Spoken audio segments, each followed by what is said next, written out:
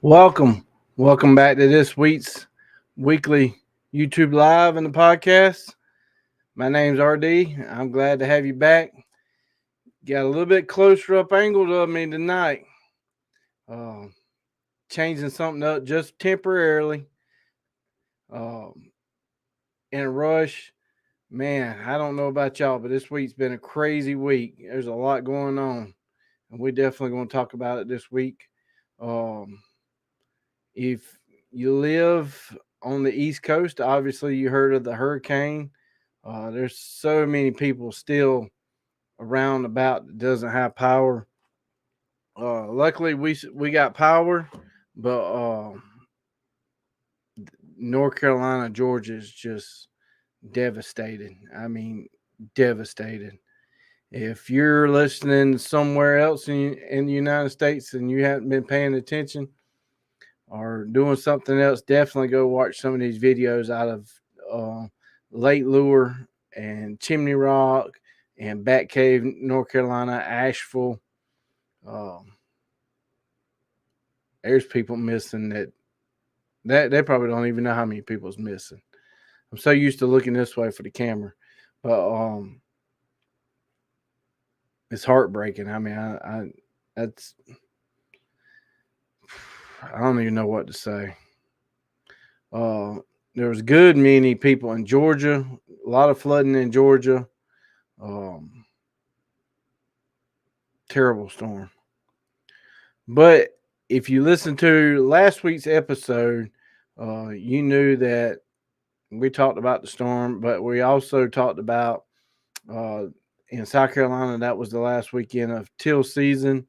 Um, I was hoping to go that one last day of the Saturday and Sunday of the weekend, but Saturday would have been the day after the hurricane, and that's the craziest hurricane I ever seen. I've never went to bed before a hurricane hit landfall and woke up and the hurricane was already gone past. That's how fast this storm was. Um, but before the hurricane, there was a low front which came by and had a good many tornadoes touch down in South Carolina um, before the storm. So South Carolina got hit pretty bad. The upper part around Clemson, Anderson, Greenville, Spartanburg, they got hit pretty bad too. But we were going to go to the coast Saturday was the plan. And the plan did work out, and we did go to the coast. But with that being said, even talking about last week, we really didn't know what to expect. I mean, birds are smart. They knew that the pressure changing. They knew something was up. Did we go to the coast and possibly not even see any teal? Would the teal be blown up from Louisiana, that part of the coast, and pushed towards South Carolina? We didn't know. We didn't know what we was going to expect. So getting to the coast down the interstate was pretty easy. Didn't have no problem. Getting closer to the coast, a lot of down trees, a lot of power lines down. Really didn't know if we was even going to get to our spot. We had to back up. Um, it was a little challenging, but we made it there in just enough time to put out in the kayaks, go out, get the decoys out. And I think I talked about it before. Our teal season starts at sunrise. So typically we get that 30 minutes before sunrise, but during teal season we do not. So we have to wait till sunrise. So we saw a few birds before shooting time. It was like, man, I mean, we saw like 4 or 5. Thought that was a really good sign. And sun come up, nothing. And then we got birds. They flew in just like teal, bobbing and weaving. Uh, we got a few blue wings. They were all blue wings. Um, got 5. I was pretty happy with that, especially not knowing what to expect. 2 man, 5. I mean, for South Carolina, that's pretty daggone good. We were happy about it. I would have been happy if all we done was saw 'em. But there were some missed birds, some missed shooting. So, like I said last week, I was going to compile this video of teal hunting, but I wanted to wait to this weekend to compile it all together. So, be on the lookout for that. I don't think I'm going to have a video this weekend. I'm going to help out with this storm damage, and I really ain't going to have time to compile anything. But just know that there is going to be a teal season video coming out. If you have been on the channel lately and been watching the deer and the raccoon on the live, I greatly appreciate it. It is down at the moment. I really don't know. I really hadn't had time to go look at the whatever is causing the camera to start and then die. I don't know if it got water damage. I don't know if the cable is down. I really don't know. I hadn't had time to go and explore into why. I mean, just with the power outages and work and so many people without power, and it just hasn't been a very productive week. So if you miss seeing the deer, so do I. That will come back up. I just have to figure out why. Um, I get it to come up and it may work for a good period and then it goes out. Like this morning, it was working and then a rainstorm came and it went out again. So I don't know. It survived the hurricane. Uh, for the most part, I think it stayed live the whole time. Um, Not that we saw anything on camera. It was blowing pretty good out there. So I don't know. But I've truly enjoyed watching the deer and the raccoons and all the squirrels and birds. So that's going to be coming back. Probably going to be next week. So if you've been looking forward to that, so have I. I definitely want to get that back and going. Not much going on this week. Going back to the teal hunting, I was able to use that TSS steel duplex that I made. Kill shots in the air. Oh my gosh. You put it on it, they're dead. If you chasing a crippled, not so much. I mean, like, it wasn't good at all. It wasn't performing good.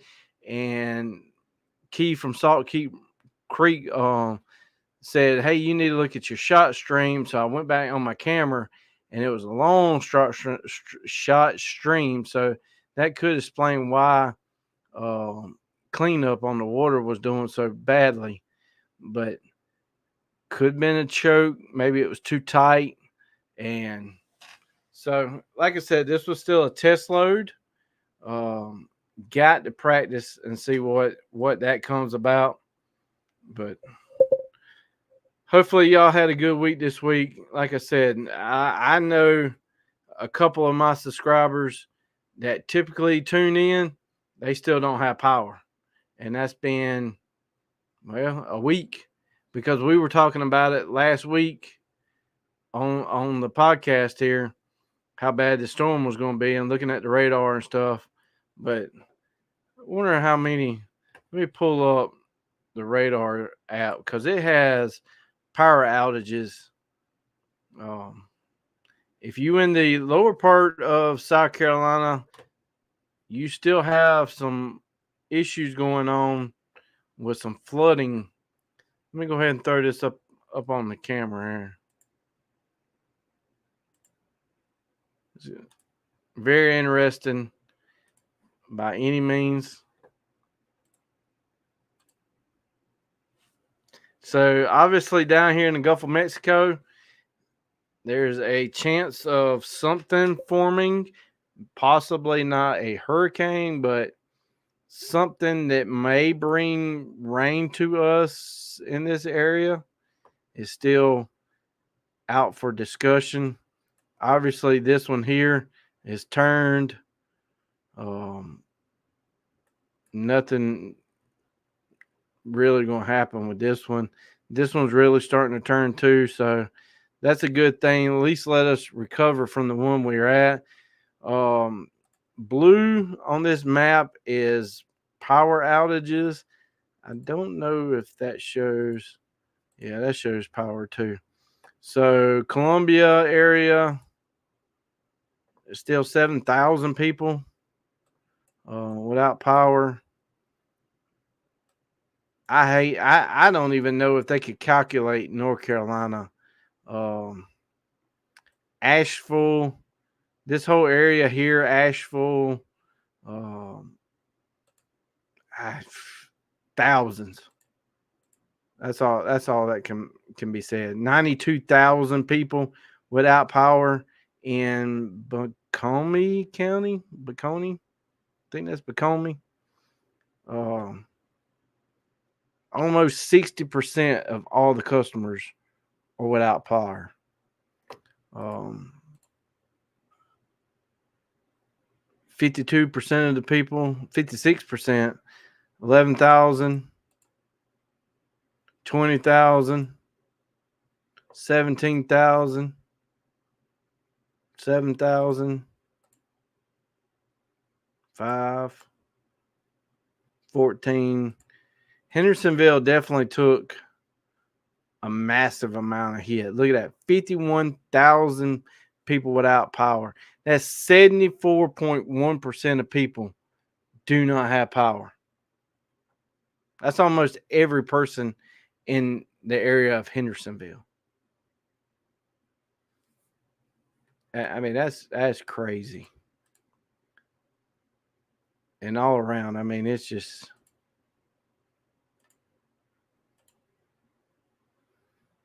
over near Easley, Greenville, 17,000 people still without power. Greenville, 112,000, 40% of its customers. So y'all just be on the prayers with all these people. I mean, that many people. 51,000 people, no power. Greenville, 112. Right now, total Duke wise, 518,735 people without power.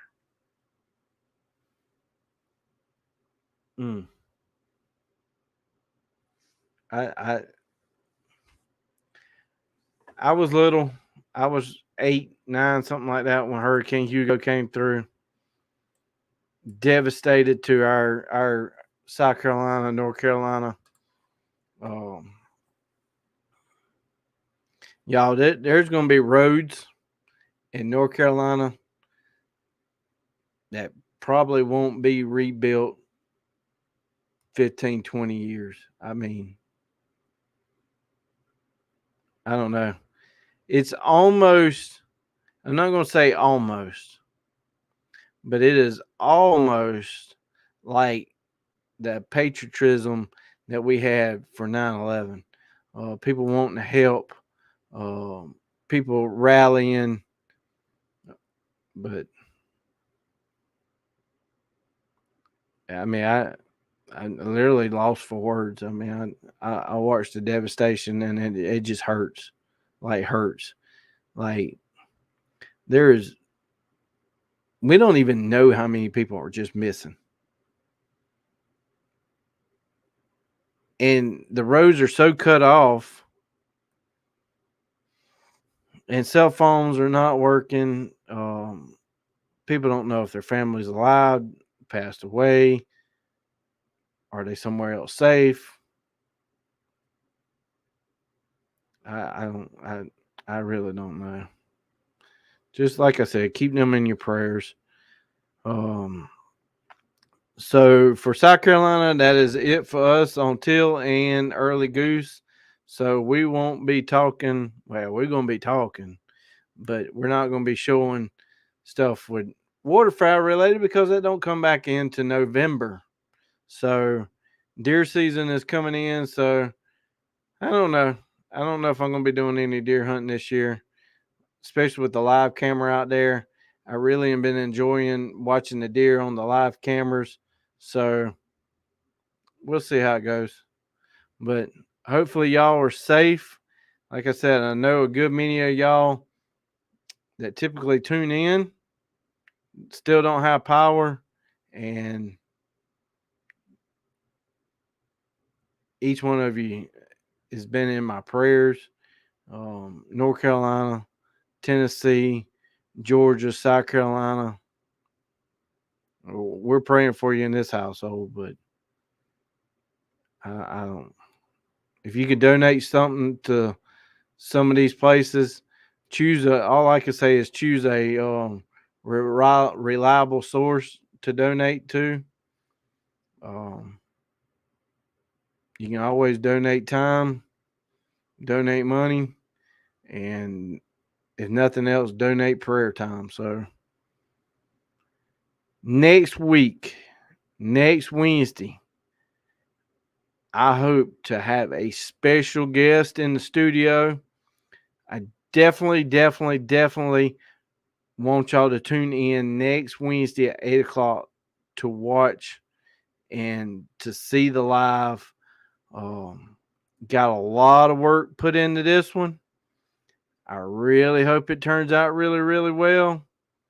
I don't know yet, obviously, but a lot of time, just a special guest. That's all I can say is tune in next Wednesday at 8 o'clock. You do not want to miss it. So that's about all I got for this week. I keep wanting to look at the wrong camera, but y'all stay safe out there.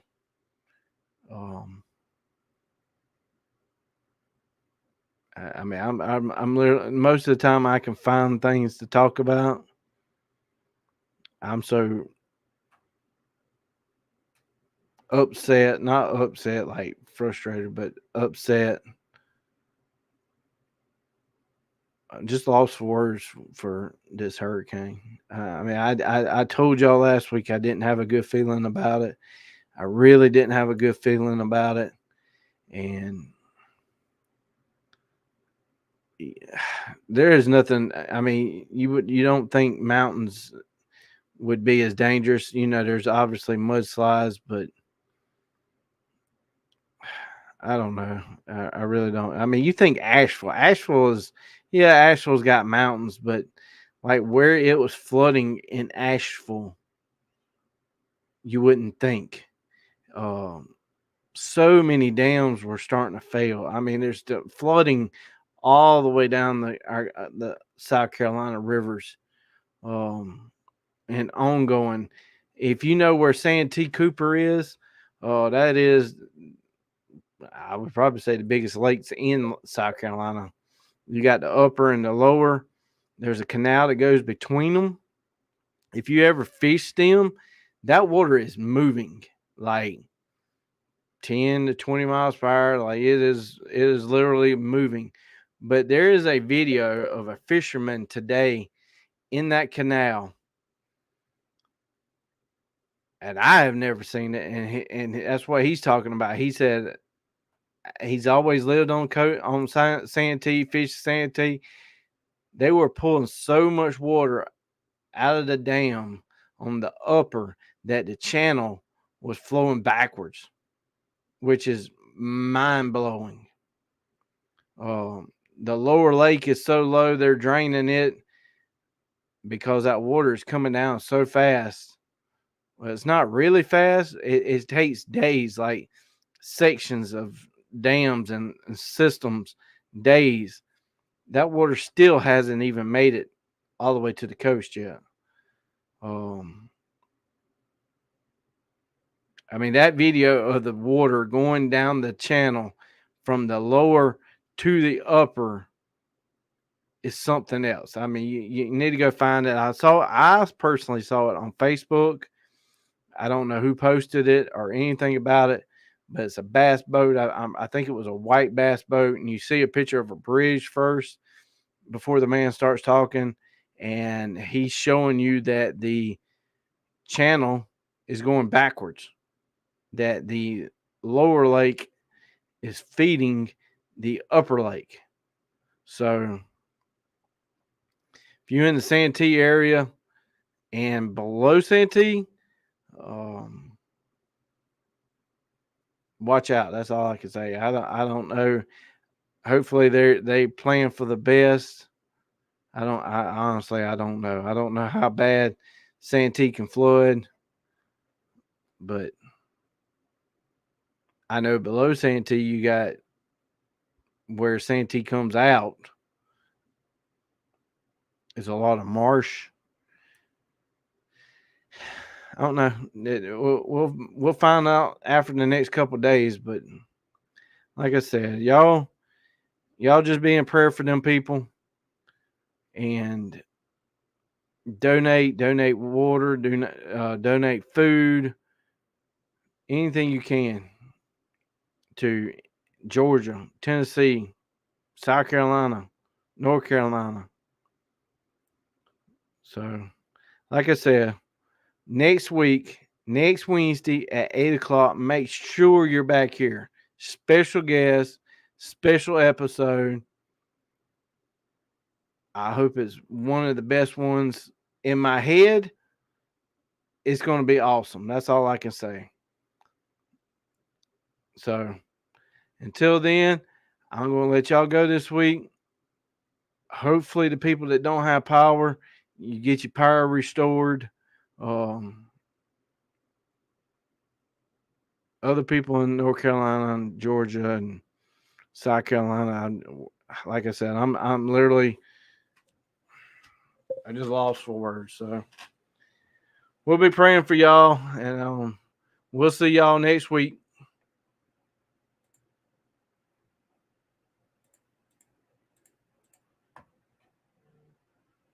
Matthew Knight with Satura Investors out of Charlotte. There's the information. The link to his website is scrolling across the banner down at the bottom, and it's also in the description. Today's episode is about helping business owners and working professionals like you who share a passion for the outdoors, shooting sports, zeroing them in to their long-term financial goals. So if you need any information or contact or any other questions, contact Matthew. Also, go check out Salt Creek Ammo. This triple curl TSS is some of the best TSS I have ever shot. This is for waterfowl edition. It's made for waterfowl. So if you're going to shoot a species that you've been chasing for a long time, don't use no cheap ammo. You pay good money to go on a trip. You got great guns. Don't cheap out on cheap ammunition. This TSS is amazing. It's got number 7s, number 8s, and he has number 9s. So go check out saltcreekammo.com. Here you will find any kind of ammo you're looking for. He has custom loads, TSS in 10 gauge, 12 gauge, 20 gauge, low pressure ammunition. You got predator ammunition, turkey ammunition, anything you're looking for, give Keith a call. Also to the channel, Kicks Industries, most people will know them as Kick Chokes, has came on board, and I have done a bunch of series lately on waterfowl choke tubes, turkey choke tubes, deer choke tubes. So go check out Kick's website for all of the chokes that can fit your guns. Flint Ridge Hauling Service, LLC, has partnered up with the channel. It is your go-to provider for all your hauling needs. They are not just any hauling service. They are an active DOT interstate hotshot hauling provider. Flint Ridge Service, LLC, prides itself in the reliable transportation services. This team ensures that your cargo is delivered safely and on time no matter the distance. Whether you need to transport goods across the county or state line, they have the capacity and the expertise to meet your hauling needs. Equipped with a smooth riding 40-foot air ride equipped trailer and a max hauling capacity of 20,000 pounds, there's no load too big or too small that they can't handle. Look no further than Flint Ridge Hauling Service, LLC. All right, see y'all next week, 8 o'clock.